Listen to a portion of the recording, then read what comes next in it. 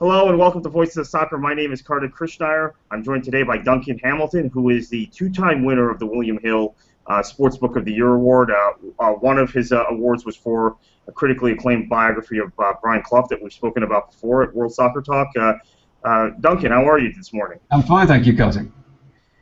You've now recently tackled the subject of Georgie Best, which is a subject of great mystery, great romanticism, but also tragic story, obviously, in the world of football. How do you come about to writing about Georgie Best, a very different subject than Brian Clough?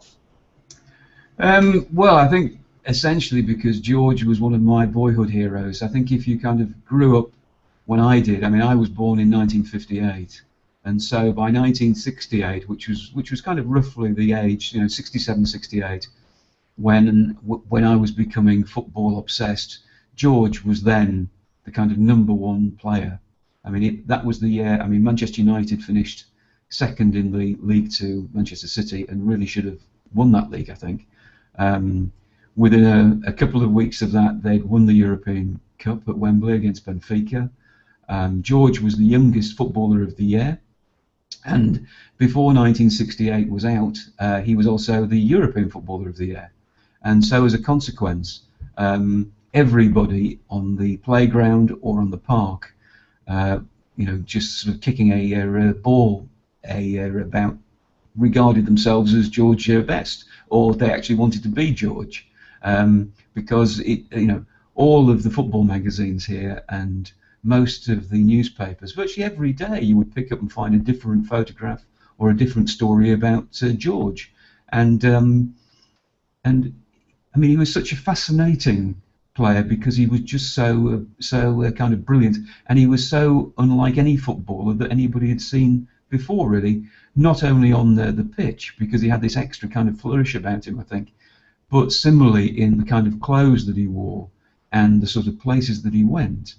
And so that was the fundamental thing. And when I think I'd always decided that I was at some point I would write a book about George, and I thought, well, as we're coming up to the 50th anniversary of his debut for Manchester United, it just seemed a very significant time to be able to kind of do it and to look back over his life. And I mean, everybody knows what happened to George, but I was more concerned in trying to find out why it happened and the sorts of things which influenced him and influenced the course of his life, really, because I mean, he was very famous, incredibly famous in the 60s, which for kind of anyone who sort of wasn't around in the 60s, I mean, fame then was a sort of very different kind of fame to fame now, in the sense that you could be famous, but you didn't hide behind lots of kind of accountants and agents and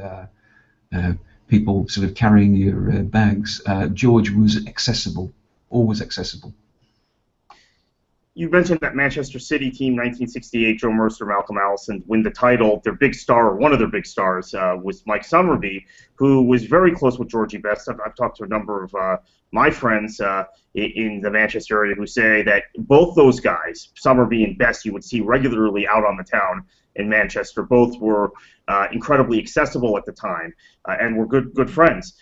Talk about the 1960s and how it shaped football, but specifically Georgie Best and the backdrop for that decade and the creation of this folk hero. Yeah, well, basically by the early 60s here we only had two TV stations until BBC Two was launched in 1965. All the TV was black and white. When George made his debut, there was no such thing as Match of the Day. I mean, that only came along in '64, and his arrival coincided also with the first Beatles #1 here, and it was almost as if there was a complete social and cultural revolution in the sense that all the kind of babies who had been sort of conceived and sort of born during the kind of 40s and then after the war were kind of reaching their teenage years, and for the first time, people under sort of 18 and 19 had real spending power too. So it was it was a completely different sort of culture from the kind of 1950s, which which had kind of still been stuck in the post-war austerity period, very kind of monochrome, I suppose, really. And George came along just at that point where kind of it didn't matter if you were young, you could still kind of get on. Whereas previously there'd been a kind of, I suppose because of the kind of class-conscious bit of Britain, there'd kind of been a sense that you had to serve your time and you had to work at, you kind of had to work for 20 years at a kind of company before you could reach a certain kind of point, and all of that just suddenly vanished, and so there was a completely new sort of mood. There was also a Labour government was elected in '64 and then re-elected in '66, and it was just something new and it was fresh, and George, as a kind of consequence, became famous almost instantly. I mean, it was almost as if, rather like Lord Byron. I think Lord Byron once said that he suddenly woke up and found himself famous. And suddenly one morning George woke up and found himself famous in 1966. And within a month he was getting 10,000 letters a week. And he was the first brand footballer. You know, he was putting his name to kind of literally everything. I mean, if you think about Stanley Matthews, both post and pre-war. I mean, this sounds absolutely crazy to us now, but I mean, he used to promote cigarettes, as did several other players. And then they used to have the old kind of Stanley Matthews boots and the kind of Stanley Matthews ball. But you know, George was the first who had his own fashion label and his own hairspray and his own aftershave and his own bedspreads and his own cereal and just everything. I mean, I think that I listed there was something like 78 different things which George actually put his name to between, say, '66 and 1970, and that brought him a level of fame as a footballer, which was equal to the kind of fame that the Beatles had in their Britain. Yeah, I've discussed previously the perfect storm, which was the Beatles and rock music. Football with these new types of characters, Georgie Best being the most prominent, but we talked about Mike Summerbee, Peter Osgood and others, and then also Harold Wilson's government, all coming around the same time, this big bang, if you will. One person who was a holdover from a previous era and is obviously a legend in his own right is Sir Matt Busby. You spent a lot of time in your new book talking about the relationship between Busby and Best, how that evolved, and how when Busby left the scene after the 1971 season, just a few years after that European Cup triumph in 1968, how it all began to change for Best and obviously for Manchester United. Yeah, I think when George came, obviously Busby didn't know him, but you know, very, very kind of quickly from the coaches, he identified him as somebody who could be, well, who could actually take Manchester United on to the next level, because he was still rebuilding after the Munich air crash. And after the '63 Cup final, when they beat Leicester City, Busby basically wanted to win the championship so he could have another crack at the European Cup. And he said to his coaches that he was still one player short, but he thought he knew which player could actually help him get there, and that was obviously George. And he kind of cultivated George probably about a year after he came to Manchester United, because he would sometimes leave his house and take a kind of detour and try to pick George up at the bus stop, just to kind of try to get him to talk to him, and he would drive him to the ground. And George, who was absolutely painfully shy then, accepted the first few lifts, and then found the kind of conversation so kind of difficult for someone like him that he then began to hide at the back of the bus shelter in the kind of hope that Busby wouldn't see him. But eventually, there is no doubt, and it's an overused cliche, that Busby did become a father figure to him. But fathers don't always understand sons, and I think when we've been talking about the '60s and the impact of the 1960s, that we have to remember that Busby grew up during the Great War and the kind of impoverished 20s, and was then a player in the kind of 30s, you know, the kind of devil's decade. And it was very difficult for him, of a man of that age, even though he was still only in his 50s himself then, to kind of comprehend what was actually happening. what was going on. I think he thought that there would be a passing fad and that all the interest in George would suddenly abate, and that someone else would come along and take his place, or that it was just a bit of overnight nonsense, really, and that George would just knuckle down. And I mean, Busby was a completely different man before Munich than he was after it, and quite understandably so. And he was a lot more tolerant. I mean, there's a piece in the book about Busby talking about reprimanding Bobby Charlton for actually drinking one glass of beer when he was underage. Of course, by the kind of mid-60s, Busby had no control at all, really, over what players did once they left old Trafford. And he thought, rather like Charlton, when he took Charlton to one side and kind of warned him, then obviously Charlton actually stopped and waited until he was old enough to drink beer, or at least didn't kind of drink it when he kind of knew that Busby would find out. And he thought the same thing would happen to George, that he would take him to one side, he would say, George, this is wrong, you've kind of got to sort this out.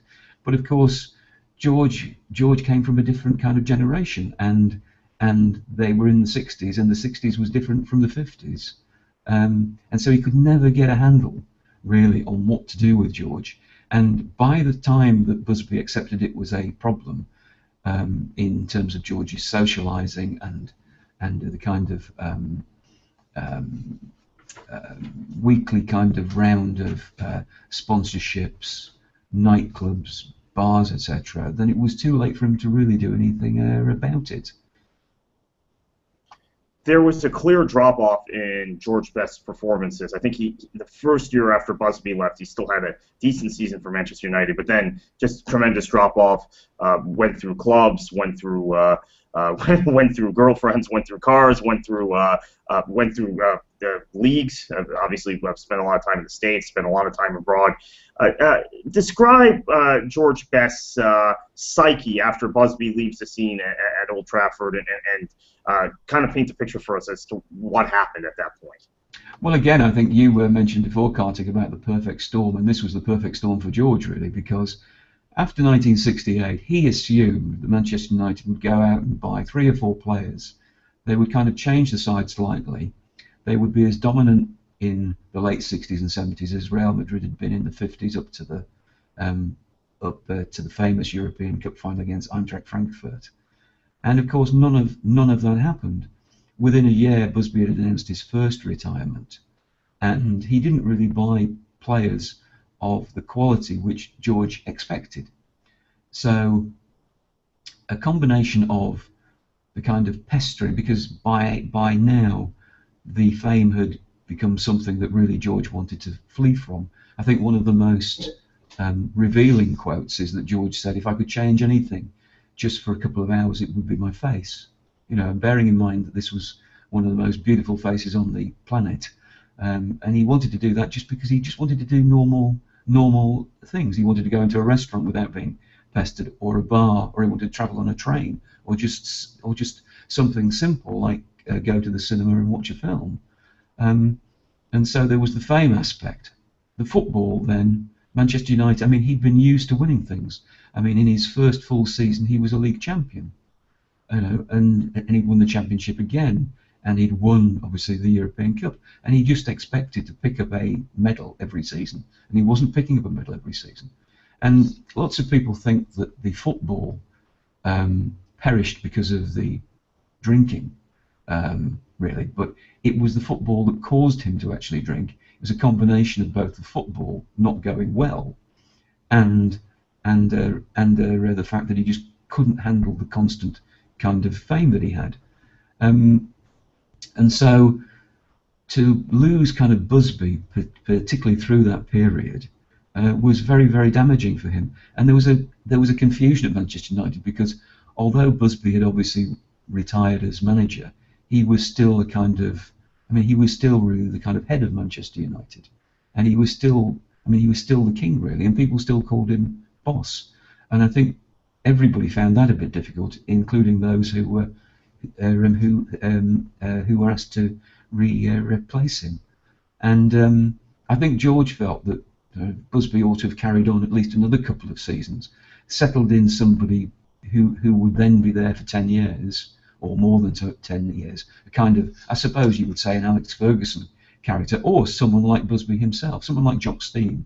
I mean, that's who George wanted to come and manage Manchester United, and Stein was a great lover of George, and he was the sort of manager that George would have actually played for, I think.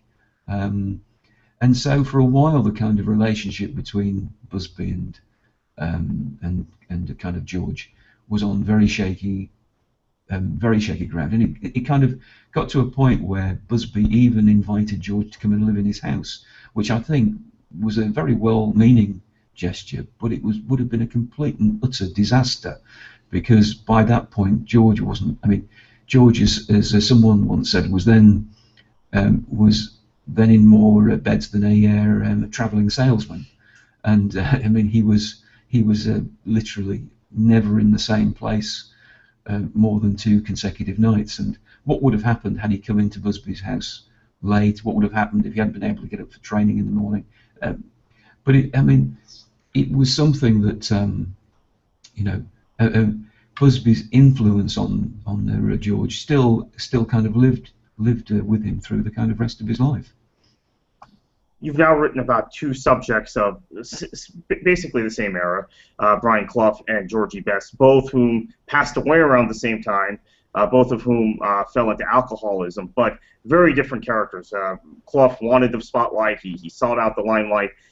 Best, obviously, as you just mentioned, to the contrary.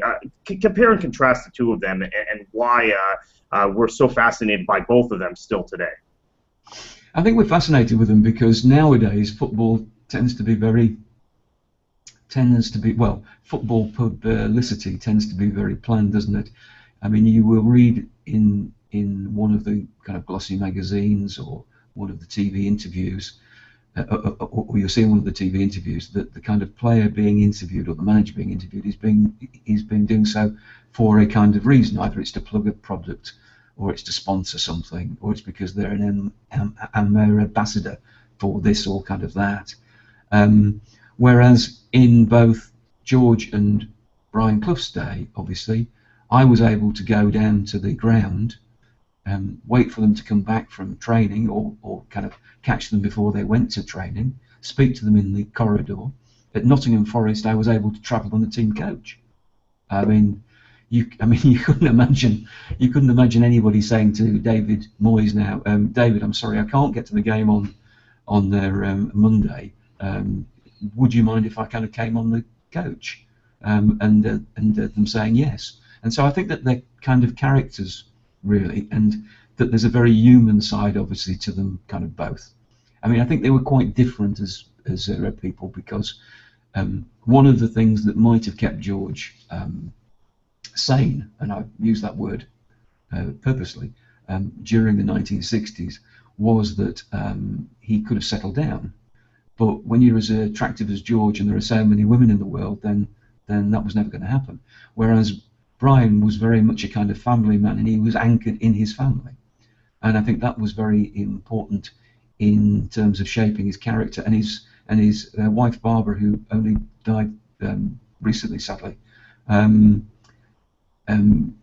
she was kind of someone that if he did have a problem, he could go home and actually talk about it. But I think why the public liked them was that they were different, that they were also extremely talented. I mean, Clough was the special one long before the special one, and what he did at Nottingham Forest in creating 2 teams. I mean, if you take, I think Forest were about 13th or 14th when he took over in 1975 in the 2nd division. I don't know who's 13th or 14th in the 2nd division. In the kind of championship now. But if you said that either of those clubs, without a big money backer, would be European champions in 4 years' time from this point, then you would be certified as insane. But that's what he did, and he did it with, as I said, very little cash, and at a time when kind of Liverpool were very dominant. I know that Brian thought about trying to sign George for Derby when he was having his kind of first difficulties with Manchester United in the early 70s, and he always said that he could sort him out in a month. I'm not quite sure how he would have done that when by then George's patterns of behaviour were so well set, but I think he would have probably have had a very good chance of doing so, because I think I would imagine that early on the conversation would have been quite sparky. Georgie Best goes on to play in the United States for a number of years, and his travails in the States were followed closely by fans back home in England, but also by the American press. Pele had come to the United States and obviously opened the door, but Georgie Best became more of a fascination among the American press, maybe the first soccer superstar in a way in the United States than Pele was. So tell us a little bit about that. And did that affect Best also, because obviously part of going to the United States was to get out of the limelight, and then he's right back in it. Yeah, well, his best friend Malcolm Wagner says that the happiest that he ever saw George was when they were doing a West Coast tour. They were just basically him and George, and they just wanted to get away from everything, and he spent time on the West Coast, and he loved it, absolutely loved it. He loved the sun, he loved the women, he loved the fact that he could walk around and nobody recognised him, and that was a great respite for him. And he could have gone to New York Cosmos well before Pele, and I think very little known is that when he went back to New York for another contract talks in, I think, 74 or 75 or something, they did a publicity stunt with the New York Giants, and he turned up wearing a denim jacket and a pair of jeans and a pair of shoes with Cuban heels, and they wanted him to kick goals off a kicking tee from about 48 yards. And I think after he'd done about 7 of these perfectly, someone suddenly said to him, "Why are you bothering with soccer? Why don't you just come and play? Why don't you come and be a kind of kicker here?" But of course, there were two kind of reasons. A, George couldn't have stood the boredom of, sitting on the sidelines and waiting for 30 seconds when he could come on and kick. He wouldn't have wanted to wear all the kind of kit either, really. And secondly, New York was far too cold for him. New York wasn't a great city to live in then. I mean, it was obviously it was kind of then having a very difficult period.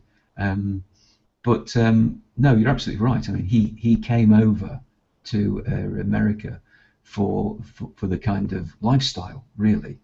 I mean, he came over for the sun, and for the fact that he thought that because he wasn't fully fit, but he didn't have to be fully fit to be able to make an impression in the North American Soccer League as it was then, and I think he thoroughly enjoyed it. I think he loved the fact that he wasn't that he could kind of walk around without being pestered. But he kind of was concerned about the kind of quality then, and it didn't really matter what he did. And everybody's seen that fantastic goal where he beats 29 people backwards before he actually scores. And while he kind of loved it, he said, what would have happened if I'd scored that goal at Manchester United? And I think that's the thing that's overwhelming to me, Kartik, is the fact that he never got over leaving Manchester United. I mean, he thought he would continue to be a kind of Manchester United player, well into his kind of 30s. So at the time when he was in Florida, for example, he just really wanted to be back in Manchester and playing for Manchester United, and I think that's a bit of a sadness, really. How is Best viewed by Manchester United fans these days? Because obviously he's a legend of the club, but again, as you mentioned, he leaves in 1972. The longevity isn't quite that of some of Busby's other great players. You mentioned obviously Bobby Charlton, and then more recently the likes of Paul Scholes and Ryan Giggs. But he's still viewed by many as the foremost, the greatest footballer ever at Manchester United. Tell us a little bit about that, because obviously there's so much of his career after he left Manchester United, but it was never the same. Yes, I think that I think a few years ago there was a poll among Manchester United fans, and they put Eric Cantona as their best ever player. And of course, every generation comes along, and it has its own and it kind of has its own sort of heroes. But if Eric Cantona is the best player that Manchester United have had, then frankly I'm Harold Wilson. You know, George was without doubt, I think, the best player Manchester United have kind of ever had, and I think there was a reappreciation of that. It is terribly sad that someone has to die before people look at their career in the kind of depth and sort of breadth that it deserves. But I think there was a reappreciation of George in 2005 when he died, and a new generation was kind of looking at some of the clips for the first time and hearing again some of the stories that either their fathers or their grandfathers told them, or they were reading books about George, and I think now he is revered. I mean, when you go to Old Trafford, facing Matt Busby's statue is the triumvirate, the kind of Holy Trinity statue, which is of Bobby Charlton, Dennis Law, and George. And I went just on a kind of random day. It was actually I think the 7th anniversary of George's death, and there were so many people around it taking photographs and swapping stories about George and what a great player he was, and so I think it's become full. I think it's gone full circle, and I think also now with the 50th anniversary, and hopefully with the publication of the book, because the idea of the book really was just to remind people what a fantastic player that George was, and I wanted people to kind of put it down and say, goodness, he must have been one fantastic player if they hadn't seen him, and if they had seen him, just to confirm that that he was as good as they remembered him to be. Your biography is authorized. How did that come about? Well, to be honest, I mean, I went over to go and see Barbara Best, and because she set up the George Best Foundation, and that seemed to be the logical place for me to kind of go. And she was the executor of George's will, and she really looked after George during his sort of, the kind of last few years, and they were in constant contact. And she was fantastic. I mean, her and her husband Norman gave me a kind of guided tour of George's Belfast, where we went to the school, and we went to the field where he used to kick the ball around, and we saw the wall where he used to practice, and we went into the house which had been the family house. Went up into George's bedroom, and they pointed out where the kind of coffin had lain in the living room, and she gave me the cuttings that her father had saved, really from the 60s onwards, about George, and just answered anything that I wanted to ask her. And if she couldn't answer it, then she would get someone who knew to answer it, someone like Carol, who was her elder sister. And so really that's where it came from. I mean, I did say to them before I started that I came to it as a fan, but I was also I was going to have to write about the kind of darker aspects and the kind of drink, and they accepted that, which was kind of very good of them. And I think that they hoped that I would do the kind of job which hopefully I've done. How can our viewers obtain a copy of your book? That's a very good question, Kartik, because I'm for any good bookshop here, but probably over the internet, I think is kind of probably the best way. Then if they're not in Britain, but it's out now. It was published yesterday. It's 140,000 words long, which is, I said, the longest book I've ever kind of written. And so when it lands on the map, they will certainly know that it's arrived. Duncan Hamilton, thank you so much. Best of luck with this latest product of yours. Thanks, Kartik. Thank you.